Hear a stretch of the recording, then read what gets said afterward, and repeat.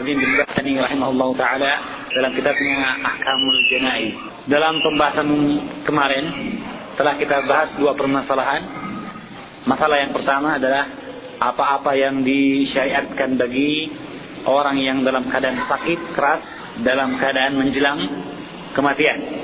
Ya, telah disebutkan beberapa perkara, ditambahkan oleh sebagian ikhwah perkara-perkara tersebut.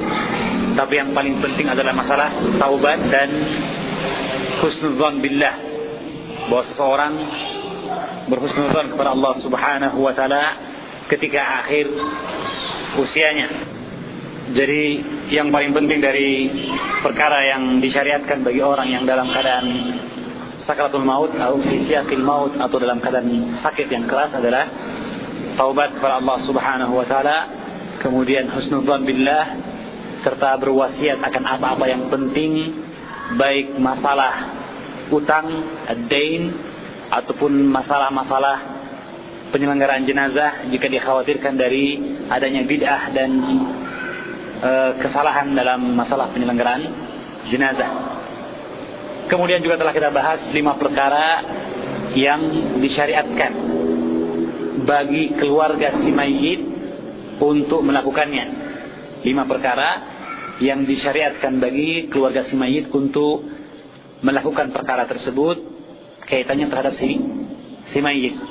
Perkara yang pertama dan kedua adalah tatmirul ainain wa ad-du'a lil mayyit, yaitu menutup mata si mayit begitu dia wafat serta mendoakan baginya kebaikan. Dasarnya adalah hadis Abi Salamah, ya. Dan doa yang disyariatkan adalah doa Allahumma ighfir li fulan warfa' darajatahu fil mahdiyyin wakhlufhu fi aqibihi fil ghabirin waghfir lana wa lahu wa lana ya rabbal alamin. Ya. Kemudian setelah itu disyariatkan pula perkara yang ketiga setelah doa adalah apa? Ya, tasjiyatul mayyit, menutup mayit dengan kain yang menutupi seluruh tubuhnya. Ya, dasarnya adalah hadis Jabir bahwa Nabi sujja bi thawbi atau bi satrin atau bi thawbi hibrah, ya, bi burud hibrah. Beliau ditutupi dengan kain hibrah, yaitu kain dari Yaman, kain putih yang bergaris-garis hitam. Kemudian perkara yang keempat adalah ta'jil, itu menyegerakan dalam penyelenggaraan fi tajhizil jenazah wa ikhrajihi ila qabr, menyegerakan dalam penyelenggaraan jenazah dan membawanya ke kubur, ya. Itu disunnahkan, disegerakan, ya. Naam, mungkin terjadi perkara-perkara keterlambatan seperti yang terjadi pada jenazah Rasulullah sallallahu alaihi wasallam, tetapi terjadi karena maslahat kaum muslimin. Karena maslahat kaum muslimin, yaitu bahwa ketika itu belum ditunjuk siapa pengganti Rasulullah, belum dibai'ah Abu Bakar As-Siddiq. Maka setelah dibai'ahnya Abu Bakar As-Siddiq sebagai khalifah Rasulullah, maka kemudian Rasulullah dikuburkan, ya. Adapun perkara-perkara yang lain seperti menunggu kerabat jenazah, ya, atau perkara yang lainnya, maka tidaklah disyariatkan menunda penyelenggaraan jenazah karenanya. Kemudian yang terakhir adalah mubadarah, bersegera untuk menunaikan atau membayar apa yang ada dari utang si mayit, dan kata Syekh Salim bin Badawi, penyegeraan pembayaran utang itu adalah diambil dari harta si mayit sebelum apa? Sebelum dibagikannya harta warisan, wa in ata ala mali kulli, meskipun utang tersebut ternyata tidak menyisakan warisan sama sekali, tidak menyisakan bahagian bagi ahli waris, ya. Dan itu disegerakan, ya. Dasarnya adalah hadis Jabir bin Abdullah yang telah kita bahas kemarin, hadis riwayat Al-Hakim. Sekarang kita masuk kepada bahagian yang ketiga dari pengelompokan yang ada, yaitu ma yajuzu lil hadirina wa ghairihim. Ma yajuzu lil hadirina wa ghairihim. Perkara-perkara yang dibolehkan bagi orang yang hadir, wa li ghairihim, dan bagi yang lainnya. Artinya yang hadir ketika sakaratul maut itu, ataupun mungkin hadirnya kemudian waktu, atau dia adalah kerabat, keluarga yang jauh maupun yang dekat. Semuanya boleh. Dibolehkan bagi mereka berbuat perkara-perkara berikut ini. Ya. Kalau yang tadi, yang apa yang disunnahkan, nudi bali ahli mayyit, ya, disyariatkan atau disunnahkan bagi keluarga si mayit. Kalau ini sekarang adalah perkara yang dibolehkan, baik kerabat mayit maupun bukan, baik yang hadir ketika sakaratul maut maupun yang datang belakangan. Apa yang dibolehkan? Ada 3 perkara. Kata Syekh, wa yajuzu lahum hashfu wajhil mayyit wa taqbilu wal buka'u alaihi 3 ayyam. Dibolehkan bagi orang-orang yang hadir maupun selain yang hadir ketika sakaratul maut tadi untuk membuka wajah si mayit.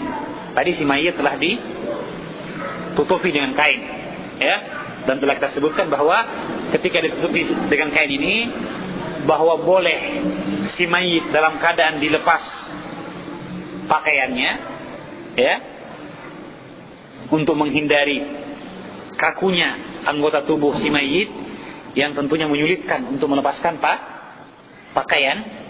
Jadi mumpung masih hangat atau mumpung belum kaku badan dari si mayit, maka dilepaskan, kemudian ditutup dengan kain panjang, ya. Ataupun boleh jadi ditutup dalam keadaan belum dilepas. Seperti kejadian siapa? Kejadian Rasulullah sallallahu alaihi wasallam, bahwa setelah beliau wafat maka beliau ditutup dengan kain, ya. Seperti hadis yang tadi kemarin kita bahas. Dan ketika itu pakaian Nabi belum dilepas, ya. Nanti ketika akan dimandikan, maka kemudian para sahabat berselisih, anujarridun nabiyyu sallallahu alaihi wasallam min thiyabihi, ya, kama fa'alna fil janaiz am la. Kemudian setelah itu barulah para sahabat berselisih, apakah kita harus melepas pakaian Nabi atau tidak. Sampai kemudian mereka tertidur dan terdengarlah suara yang memerintahkan mereka untuk mencuci atau memandikan Nabi dalam keadaan wa alaihi thawbuhu, dalam keadaan tetap memakai pakaiannya, ya. Maka ini menunjukkan bahwa Nabi ditutupi dalam keadaan tetap berpakaian. Wallahu a'lam bissawab.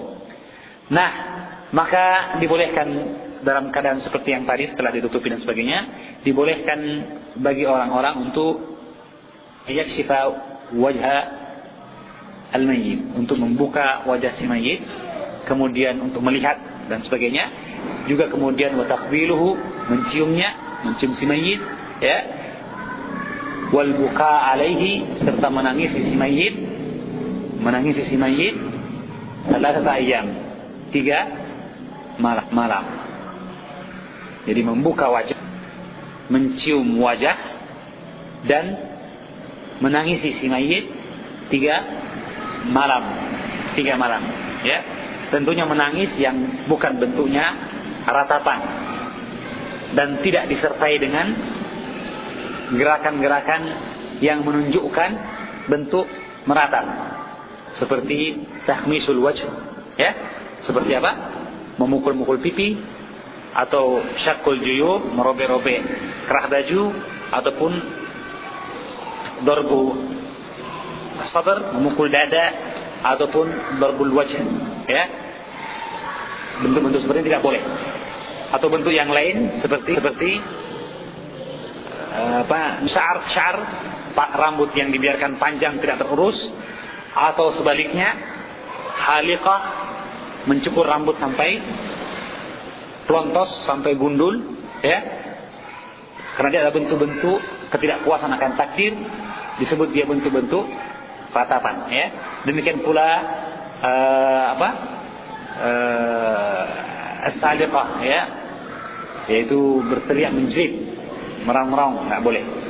Menangis yang dimaksud adalah menangis biasa, ya, yang tidak melampaui batas, yang menunjukkan sifat rahmat.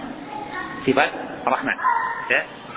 Adapun dasar dari perkara ini adalah pertama, hadis Aisyah radhiyallahu taala anha. Hadis Aisyah radhiyallahu taala anha sahih riwayat Ibnu Majah, Abu Daud dan Tirmizi, anna an-nabiy sallallahu alaihi wasallam dakhala ala Utsman bin Mad'un wa huwa mayyitun. Aisyah menceritakan bahwa Nabi sallallahu alaihi wasallam masuk menjenguk Utsman bin Mad'un wa huwa mayyitun, dalam keadaan dia mayit, sudah menjadi jenazah. Fakashafa an wajhihi thumma akabba alaihi faqabbalahu wa baka. Maka Nabi sallallahu alaihi wasallam kashafa an wajhihi, membuka wajah Utsman bin Mad'un, wa akabba alaihi, kemudian beliau menunduk. Inkibab artinya turun dari tempat yang tinggi ke rendah. Artinya apa? Merunduk. Fakabba alaihi wa qabbalahu, dan menciumnya.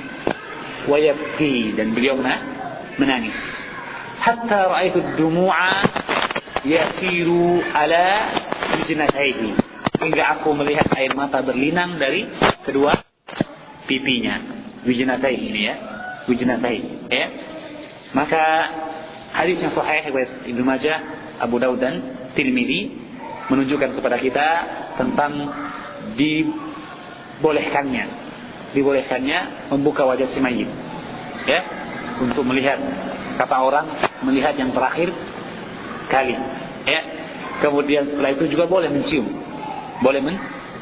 seperti yang dilakukan pula oleh Abu Bakar As-Siddiq setelah wafatnya Nabi sallallahu alaihi wasallam, di mana ketika itu Umar bin Khattab tidak menerima, ya, bahkan mengancam akan membunuh orang yang mengatakan Rasulullah telah wafat, ya. Sampai kemudian Abu Bakar datang dan menenangkan Umar bin Khattab, sampai kemudian Abu Bakar As-Siddiq datang menenangkan Umar bin Khattab dan mengatakan, man kana ya'budu Muhammadan fa inna Muhammadan qad mata. Barang siapa menyembah Muhammad, bahwa Muhammad sallallahu alaihi wasallam telah wafat. Ya, adapun Allah hayyun, adapun Allah Maha hidup. Kemudian membaca firman Allah apa? Maka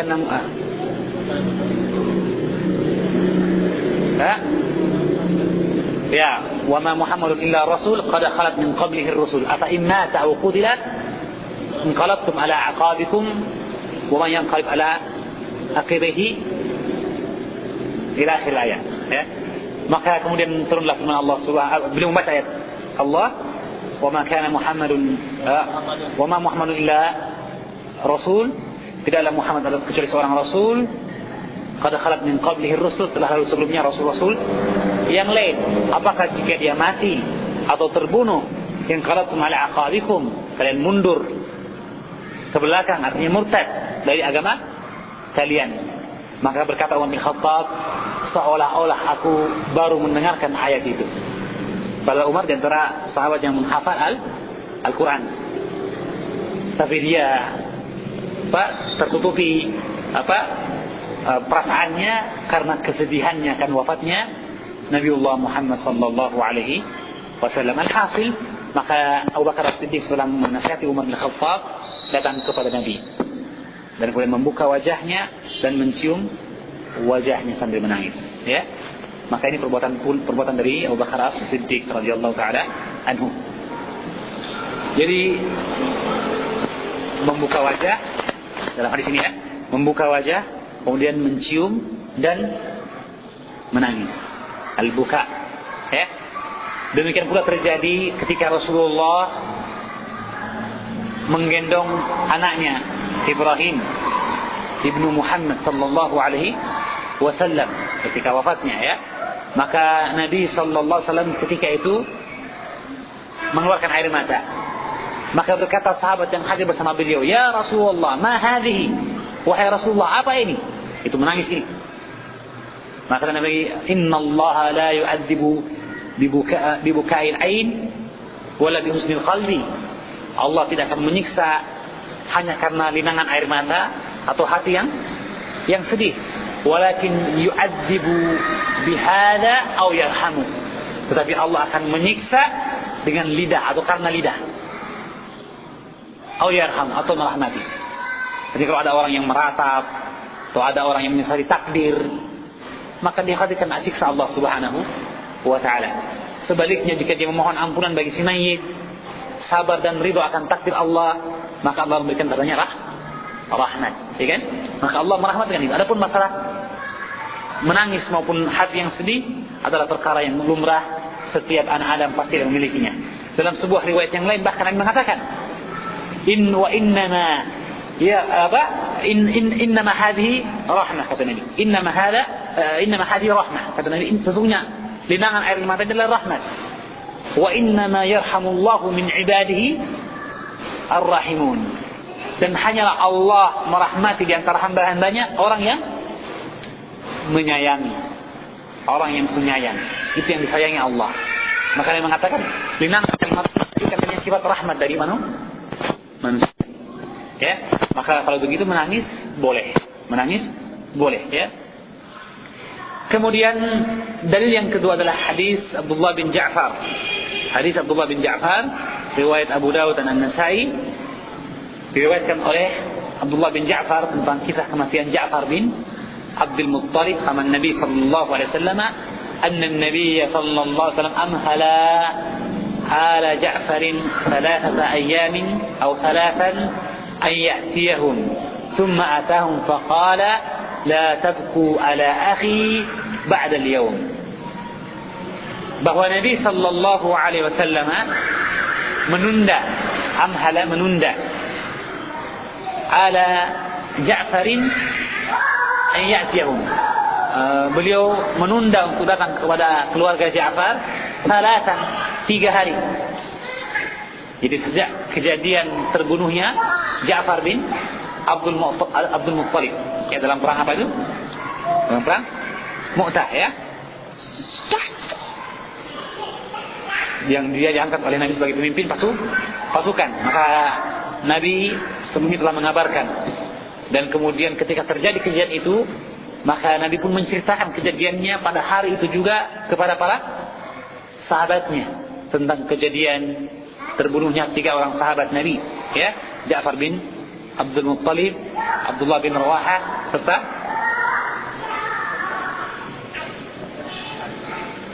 Zaid bin Haritha, yang kemudian setelah itu diambil oleh Khalid bin Walid. Maka Nabi menceritakan semua kejadian itu, dan itulah hari kematian mereka. Rasulullah Rasul menceritakan, mengabarkan kematian mereka, diperlihatkan oleh Allah Subhanahu wa ta'ala. Maka Nabi ceritakan kejadian itu persis, dan setelah kejadian itu sampailah kepada para sahabat tentang kematian Ja'far bin Abdul Muttalib, sampai juga keluarga Ja'far bin Abdul Muttalib. Maka Nabi sejak hari itu selama 3 hari tidak mendatangi keluarga Ja'far, dan keluarga Ja'far adalah di antara teman Nabi yang dikasihi oleh Nabi sallallahu alaihi wasallam. Maka beliau sayang sama mereka, ya. Tapi beliau tidak mendatangi mereka 3 hari sengaja. Dan setelah itu pada hari ketiga beliau datang dan berkata, la tabku ala akhi ba'da al-yawm.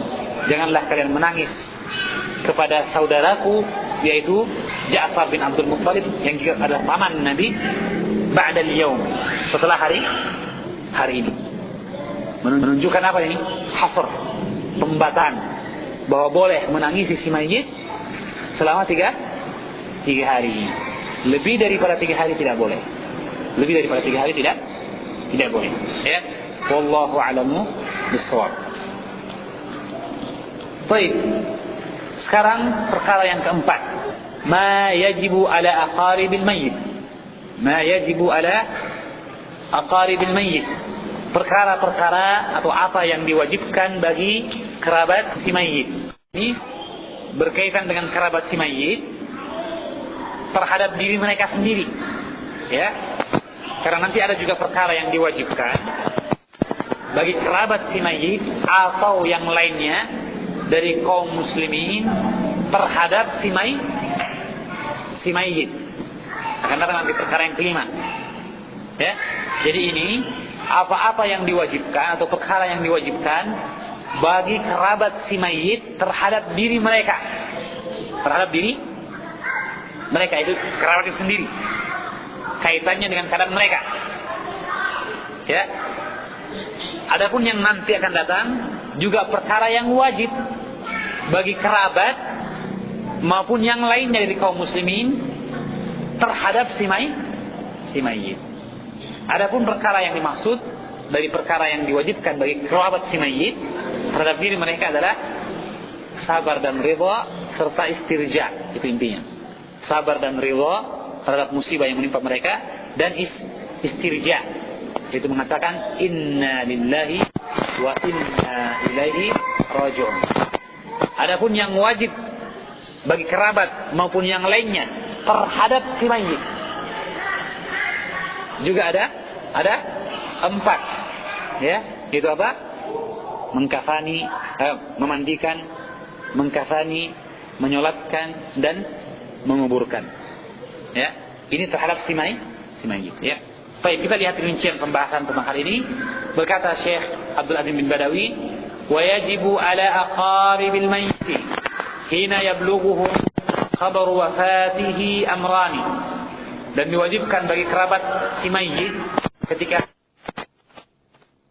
si mayit dua perkara yang diwajibkan. Al-awwal, yang pertama, as-sabr wal ridha bil qadari. As-sabr wal ridha bil qadri, ya, itu sabar dan ridha akan takdir Allah Subhanahu wa taala, ya, bahwa kematian perkara yang mesti terjadi, ya, maka kematian akan datang, ya, dengan bentuk yang Allah inginkan kepada siapa yang Allah kehendaki, ya, walau kuntum fi burujin musayyadah, ataupun kita di atas menara yang tinggi, pasti kematian akan datang. Kullu nafsin dha'iqatul maut, ya, dan termasuk syarat kematian itu, ya, wa ma tadri nafsun bi ayyi ardin tamut, suatu jiwa tidak akan mengetahui di mana dia akan wafat dan bagaimana pula caranya akan wafat, ya. Maka kita hanya memohon kepada Allah husnul khatimah, karena musibah datang tanpa disangka-sangka, seperti kejadian saudara kita di Aceh, ya.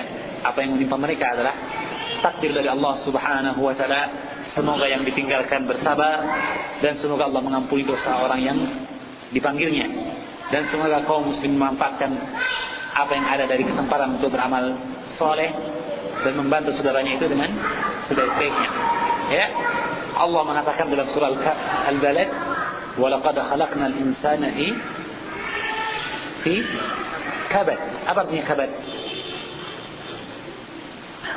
Ya, walaqad khalaqnal insana fi kabad.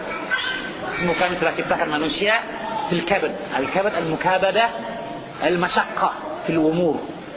Bahwa kami telah ciptakan manusia dalam keadaan kesusahan, bersusah payah. Siapa yang susah? Allah menciptakan manusia dalam keadaan susah? Bukan Allah yang susah. Siapa yang susah? Manusianya, ya. Kata Imam Ibnu Jarir bahwa ayat menunjukkan kepada kita bahwa Allah Subhanahu al-hayy, orang yang hidup, bagaimanapun dia yu'ridu nafsahu, maka dia telah menawarkan dirinya, memperharapkan dirinya, wa malahu, dan hartanya, wa auladahu, dan keturunan-keturunannya, lima yashukkuhu, kepada apa yang akan memberatkan dia. Artinya bahwa kata orang berani hidup, berani susah, bahwa hidup itu penuh resiko, ya, bahwa orang yang hidup pasti akan mendapatkan kesusahan, ya. Walaqad khalaqnal insana fi kabad, ya. Dan karena itu seorang harus bersabar dalam musibah yang menimpa dia. Allah berfirman, وَلَنَبْلُوَنَّكُمْ بِشَيْءٍ مِنَ الْخَوْفِ وَالْجُوعِ وَنَقْصٍ مِنَ الْأَمْوَالِ وَالْأَنْفُسِ وَالثَّمَرَاتِ وَبَشِّرِ الصَّابِرِينَ. Sungguh kami telah menguji kalian dengan sedikit dari ketakutan, بِشَيْءٍ مِنَ الْخَوْفِ وَالْجُوعِ, sedikit dari ketakutan dan kelaparan, sedikit sekali, ya, dibanding ketakutan dan kelaparan serta kesengsaraan yang akan dirasakan di hari kiamat nanti, ya kan? ombak yang menggulung tinggi dan sebagainya, ya. Kita lihat dahsyatnya luar biasa, ya. Itu masih ringan dibanding ahwal yaumul qiyamah.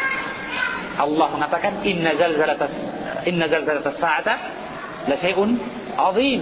Sesungguhnya goncangan hari kiamat adalah perkara yang besar. Berapa skala Richter? Kita tidak tahu. Tidak mungkin terukur lagi. Inna zalzalatas sa'ata la syai'un 'azim, ya. Kenapa? Yauma tadhalu kullu murdiatin amma arda'at wa tad'u dhatu hamlin hamlaha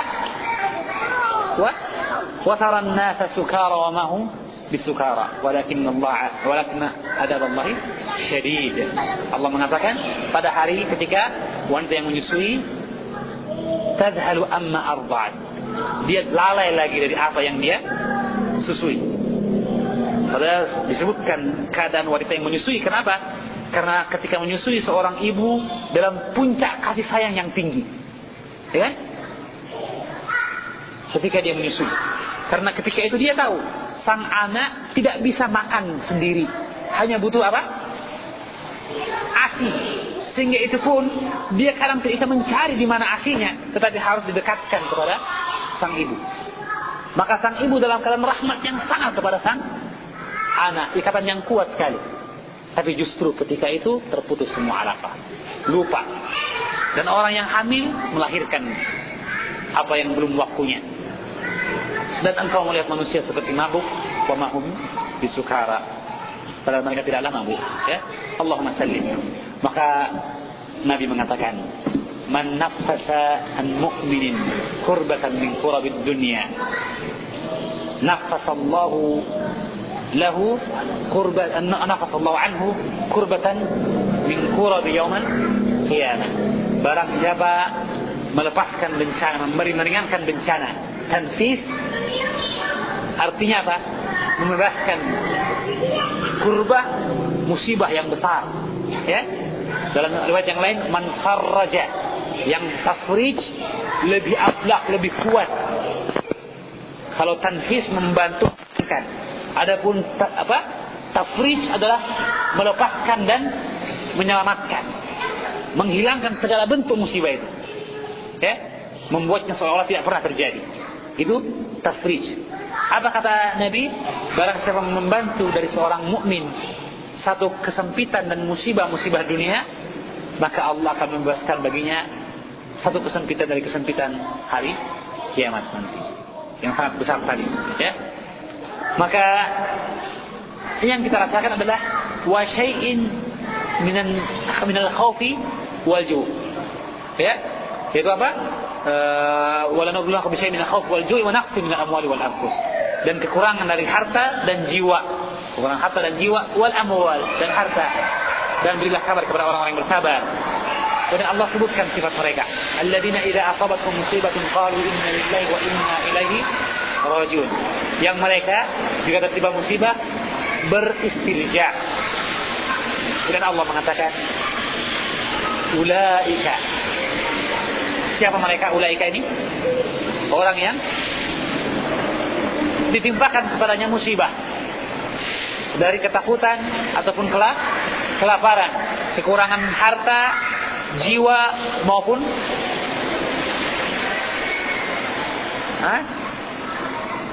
buah-buahan, samarat, ya.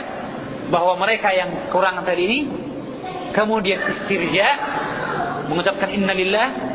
Allah mengatakan ulaika alaihim salawatun min rabbihim wa rahmah wa ulaika humul muhtadun.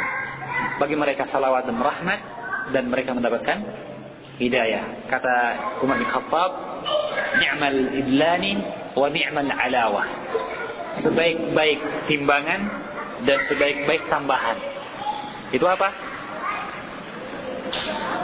Ulaika alaihim salawatun min rabbihim wa rahmah wa ulaika humul muhtadun. Bahwa bekal yang penting idl adalah bekal yang seimbang, ya, yang ada pada sisi ontak kiri dan kanannya, namanya idlun. Maka dia salawat, yaitu keselamatan dan rahmat, kemudian atas apa? Hidayah dari Allah Subhanahu wa taala. Kemudian dari Anas bin Malik diriwayatkan, sebuah kisah hadis sahih Bukhari Muslim bahwa Nabi marra bi qabrin, beliau melewati bi imra'atin, beliau melewati seorang wanita inda qabrin, di sisi sebuah kubur yang dia menangisi anaknya yang meninggal dan telah dikuburkan di kubur tersebut. Maka dia menasihati dan mengatakan ittaqillaha wasbiri, bertakwalah kepada Allah dan bersabarlah. Maka berkata sang wanita tersebut, ilaika anni, inyalah engkau dariku, fa innaka lam tusib bi musibati, kata Anas, wa hiya lam ta'rifhu. Pergilah engkau karena engkau tidak merasakan musibah yang mengalamiku, musibah yang menimpa aku, engkau tidak rasakan. Ini bukan anakmu, anak saya yang meninggal. Dinasihat untuk bersabar dan bertakwa kepada Allah. Maka kemudian setelah dikabarkan kepadanya dia adalah Rasulullah, kata Anas, fa'akhadhaha mithlul maut, maka dia seperti mendapatkan kematian. Artinya apa? Takutnya dia. Setelah tahu bahwa yang dia usir tadi siapa? Rasulullah, subhanallah, ya, menunjukkan di bawah Nabi dan kedudukan beliau di hati para sahabatnya, bahwa mereka telah berkata-kata yang tidak senonoh bagi Rasulullah sallallahu alaihi wasallam. Maka dia pun mencari Nabi, menyusul ke rumahnya. Falam yajid indahu bawabin, maka dia tidak dapatkan ada penjaga Nabi ketika itu. Maka dia langsung masuk dan kemudian berkata kepada Nabi, ya Rasulullah, inni lam a'rifka, aku tidak kenal engkau wahai Nabi. Maka Nabi mengatakan, innama sabru fi awwalis sadamah atau inda sadamatil ula. Kata Nabi, sesungguhnya bersabar itu hanyalah pada sadamah. Sadamah dia tumbukan, artinya pukulan yang pertama dari musibah. Artinya sabar ada di awal musibah. Ya. Hadis ini menunjukkan kepada kita suatu perkara yang disebutkan oleh para ulama atau sebagian para ulama. Mereka mengatakan bahwa sabar ketika musibah hanya sah dan mendapatkan pahala jika dia terjadi di awal terjadinya musibah. Adapun 2-3 hari kemudian atau setahun kemudian bahwa asa sudah sabar, enggak ada nilainya. Tidak ada nilainya. Kenapa? Karena bimarril ayyami tasdu, dengan berlewatnya hari, maka bagaimanapun hati akan semakin tenang nantinya, kan begitu. Maka untuk bersabar tentunya lebih mudah.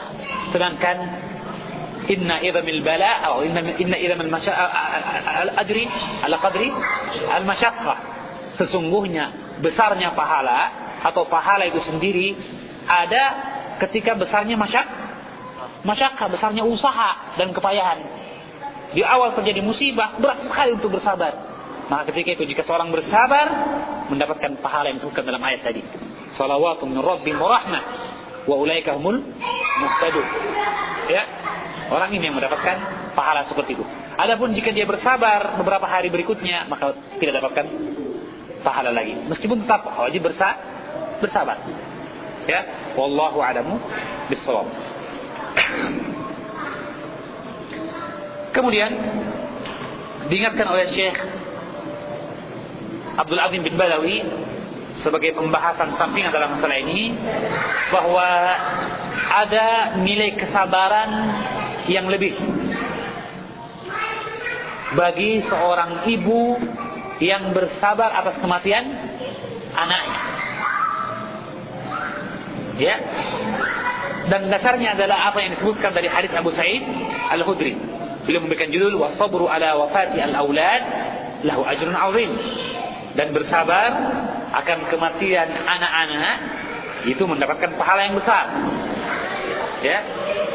Tapi kaidah yang disebutkan tadi, bahwa apa? Al-ajru ala qadri masyaqqah. Bahwa pahala itu besar kecilnya, banyak sedikitnya, tergantung dari tingkat kesulitan yang ada. Dari tingkat kesulitan yang ada dari seseorang ketika dia bersabar dan menahan kesabarannya. Ya. Maka demikian pula halnya jika yang meninggal adalah anak kita. Disebutkan dari hadis Abu Sa'id Al-Khudri radhiyallahu taala anhu, anna an-nisaa qulna lin-nabi sallallahu alaihi wasallam, bahwa para wanita bertanya kepada Nabi atau berkata kepada Nabi sallallahu alaihi wasallam, ya Rasulullah, ij'al lana yawman, ya Rasulullah, berikanlah bagi kami satu hari.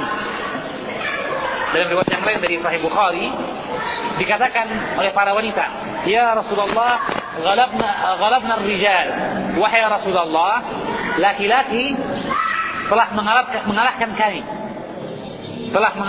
mendominasi kami. Bahwa laki-laki mendapatkan kesempatan yang lebih banyak darimu dalam masalah nasihat dan keutamaan. Law khassasta lana yawman, seandainya engkau khususkan bagi kami satu hari yang engkau menasihati kami, maka Nabi pun menunjuk satu hari tertentu. Fawa'adahunna, maka beliau pun mendatangi sebuah rumah di antara rumah-rumah mereka dan memberikan taklim kepada para wanita. Ini menunjukkan disyariatkannya, ya, memberikan taklim khusus bagi para wanita. Walaupun juga boleh mereka menghadiri majelis-majelis taklim yang sifatnya umum, ya. Bagi mereka perkara yang baik, mungkin ada perkara-perkara yang penting bagi mereka secara, ya, yang lebih layak bagi mereka untuk didapatkan. Meskipun juga boleh bagi orang lain dari golongan laki-laki, ya.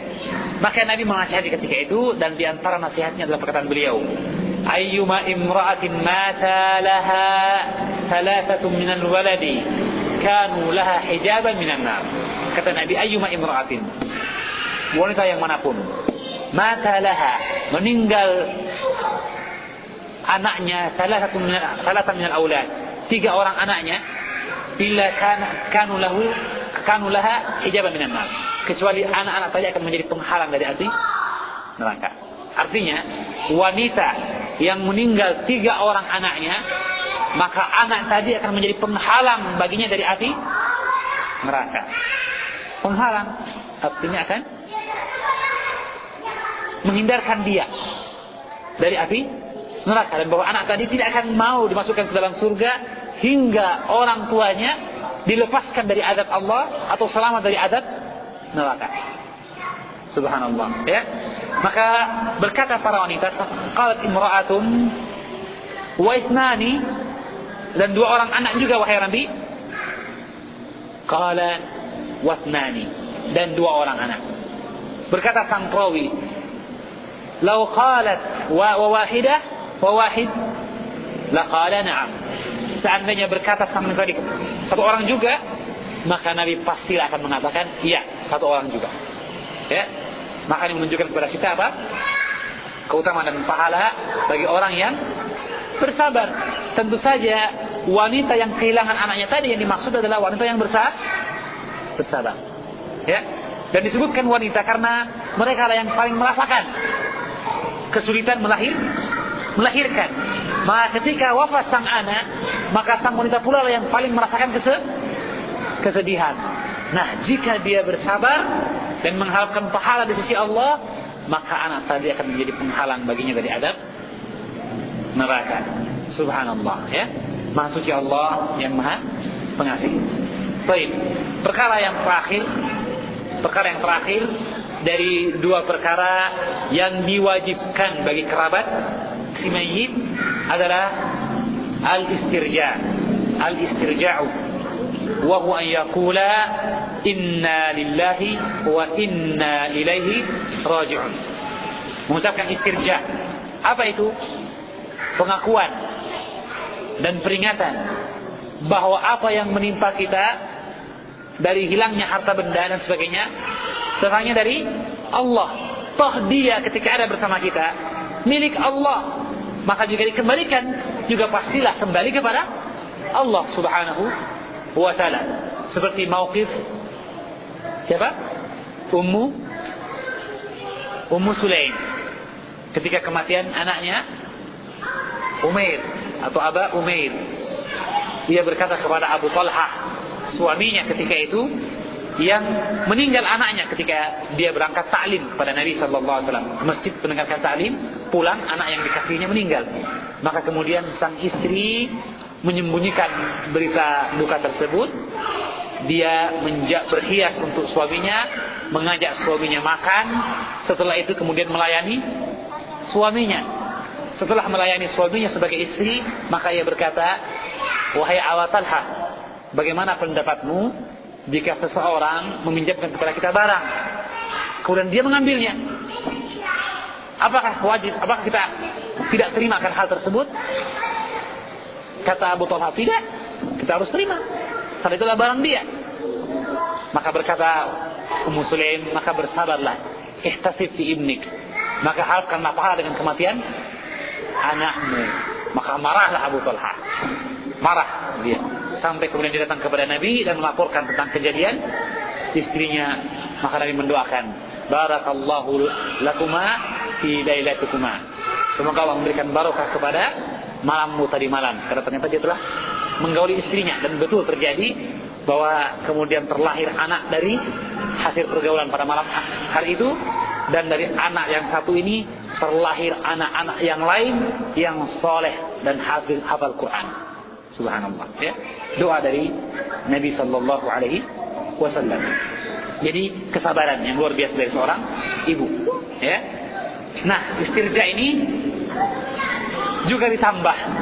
Istirja ini juga ditambah dengan tambahan yang lain, yaitu apa? Allahumma ajurni fi musibati wa akhlif li khairan minha. Disunnahkan untuk menambah doa inna lillahi dengan doa Allahumma ajurni fi musibati. Seperti yang diriwayatkan dari hadis Ummu Salamah radhiyallahu taala anha, ketika ia mendengar Nabi bersabda, Nabi bersabda dalam sebuah majelis, dia mendengarkan Nabi bersabda, ma min muslimin tusibuhu musibah, tidaklah seorang muslim menimpa dia musibatun, satu musibah, fayaqulu ma amarahu Allah, kemudian ia mengucapkan apa yang diperintahkan Allah. Apa itu? Innalillah, ya, ayat tadi. Kemudian ia berkata, Allahumma ajurni fi musibati wa akhlif li khairan minha. Berilah pahala akan musibahku dan gantikanlah dengan yang baik. Kata Nabi, illa akhlafallahu lahu khairan minha. Kecuali pasti Allah akan menggantikannya dengan yang lebih baik dari musibah yang menimpanya dari kehilangan tersebut. Ini janji Rasulullah dan dia merupakan janji Allah Subhanahu wa ta'ala. Qalat, maka berkata Ummu Salamah, falamma mata Abu Salamah, tatkala Abu Salamah wafat, qultu, aku pun berkata, ayyul muslimina khairan min Abi Salamah. Orang muslim mana lagi khairun min Abi Salamah, yang lebih baik dari Abu Salamah. Maka ada sedikit bentuk pertanyaan dalam hati dia. Jika saya baca doa ini, Allah akan gantikan yang lebih baik. Namun siapa sih yang lebih baik dari Abu Salamah? Dia tidak terpikir bahwa di sana masih ada orang-orang yang lebih baik dari Abu Salamah. Begitu ya? Dia tidak terpikir. Dia tahu bahwa banyak orang yang lebih baik dari Abu Salamah. Siapa dia misalnya? Abu Bakar As-Siddiq, Umar bin Khattab, Utsman bin Affan, dan Ali bin Abi Thalib. Orang lebih baik dari Abu Salamah. Bahkan Rasul, tapi dia tidak membayangkan bahwa Abu Bakar As-Siddiq, Umar, Utsman atau Ali radhiyallahu taala anhum akan menjadi suaminya. Dia tidak bayangkan. Apalagi membayangkan Rasulullah akan meminangnya. Tetapi akhirnya dia baca saja doa tersebut. Maka kemudian kata beliau, fa akhlafallahu liya Rasulullah sallallahu alaihi wasallam. Ternyata Allah menggantikan siapa? Abu Salamah dengan Rasulullah, dilamar oleh Rasulullah. Subhanallah, ya. Benarlah sabda Nabi sallallahu alaihi wasallam, illa akhlafallahu lahu khairan minha. Kecuali Allah akan menggantinya dengan yang lebih baik dari apa yang telah hilang darinya. Subhanallah, ya. Maka kalau begitu, dua perkara yang disyariatkan. Perkataan sabar dan ridha, serta berkata dengan istirja dan doa untuk mendapatkan ganti yang lebih lebih baik, ya. Cuma tentu saja apa yang diharapkan dari penggantian ini tentunya kita pulangkan itu kepada Allah Subhanahu wa taala. Boleh jadi perkara yang baik diberikan Allah, kita benci hal itu. Asa an takrahu syai'an wa yaj'alullahu fihi khairan katsira. Mungkin apa yang engkau benci itu tadi, Allah jadikan padanya kebaikan yang banyak. Ya. Seperti seseorang misalnya setelah dia berdoa karena mendapat musibah, ternyata setelah kematiannya itu proyek yang diharapkannya beruntung jutaan rupiah gagal. Dia menyangka, wah ini kejelekan ini. Saya sudah minta kebaikan yang lebih baik dari musibah, kok malah dapat musibah lagi. Padahal boleh jadi musibah yang kedua tadi sekaligus adalah kebaikan dari Allah Subhanahu wa taala karena hikmah yang diinginkan darinya. Itu apa? Boleh jadi diharapkan atau dikhawatirkan jika datang keuntungan dari proyek tersebut, dia akan lupa kepada Allah, dia lalai dan sebagainya, yang akhirnya hilang hidayah dari dirinya. Na'udzubillahi min dzalik. Ya kan? Maka itu perkara-perkara yang haruslah disikapi dengan sikap yang sabar dan menyerahkan hal itu kepada Allah Subhanahu wa taala. Wallahu a'lam bissawab. Ini akhir dari pembahasan kita. Yang benar dari Allah Subhanahu wa taala, yang salah dari syaitan, Allah dan Rasulnya kepada diri. Tutup dan kafara majlis. Subhanakallahumma wa bihamdika asyhadu an la ilaha illa anta astaghfiruka wa atubu ilaik. Wa sallallahu ala nabiyyina Muhammadin wa ala alihi wa sahbihi wa sallam.